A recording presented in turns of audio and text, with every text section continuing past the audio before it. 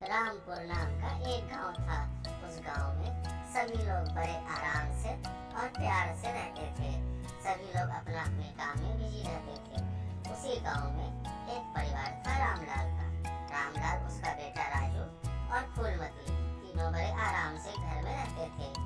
एक दिन फूलमती कहती है, अरे राजू के पापा, सुनते हो, इसको राजू की स्कूल की फीस देनी है और घर में 1 रुपया नहीं है।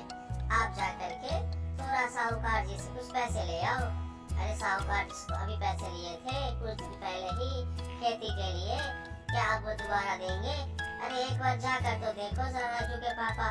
चलो ठीक है, देखता हूँ, एक बार बोल के साहूकार जी को देखते हैं। अगर वो दे देंगे तो राजू की स्कूल की फीस हो जाएगी।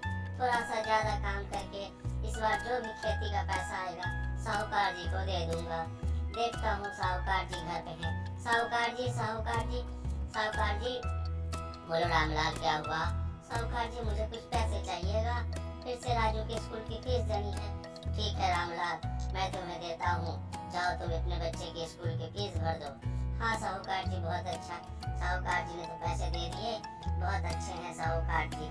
अब मुझे बहुत ज्यादा काम करना पड़ेगा ताकि मैं साहूकार जी के पैसे वापस कर दूं। अरे फूलमती, अरे राजू की माँ, फूलमती कहाँ चली गई? फूलमती, लगता है फूलमती बाजार गई है। अरे राजू की माँ, अरे कब से तुम्हें ढूंढ रहा हूँ।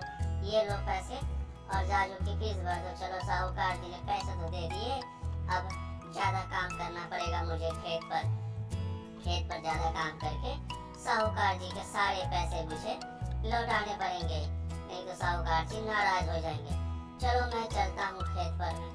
अरे राजू के पापा, इतने शांत कैसे जाओगे? नहीं, कोई बात नहीं फूलमती, तुम घर जाओ, मुझे तो काम करना ही पड़ेगा खेत में। थोड़ा देर काम करूँगा और उसके बाद में आ जाऊँगा, तुम घर जाओ। चलो मैं खेत पर जाता हूँ।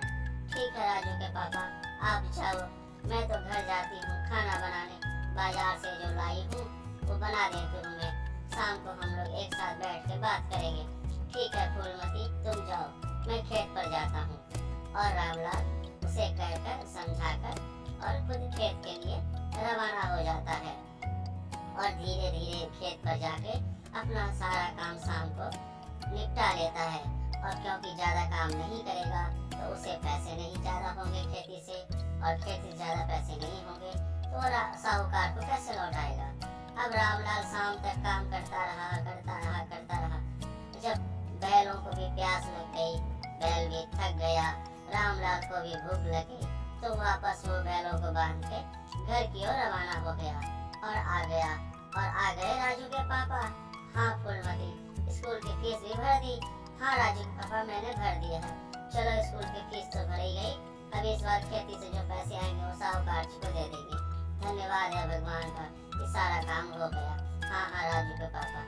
अरे तोता राम चाचा, बहुत अच्छी कहानी सुनाई आपने। हा, बहुत मजा आया, आज तो बहुत मजा आया। पढ़ाई लिखाई मैं भी बहुत अच्छे से करूँगा ताकि मैं भी बड़ा आदमी बन सकूँ और अपने पापा का नाम रोशन करूँ।